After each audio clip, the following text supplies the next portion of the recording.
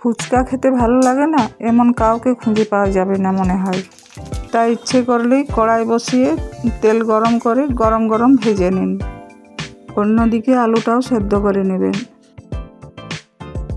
এখন আলু মাখার সাথে লবণ, একটু বিট লবণ, পেঁয়াজ কুচি, ধনেপাতা কুচি, লঙ্কা কুচি, ভাজা মশলা, একটু লেবুর রস আর সাথে কিছুটা চানাচুর দিয়ে আলুটা ভালোভাবে মেখে নিন।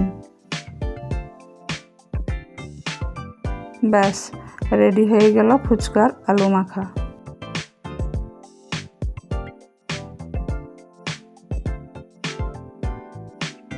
এবার ফুচকার মধ্যে আলুর পুর দিয়ে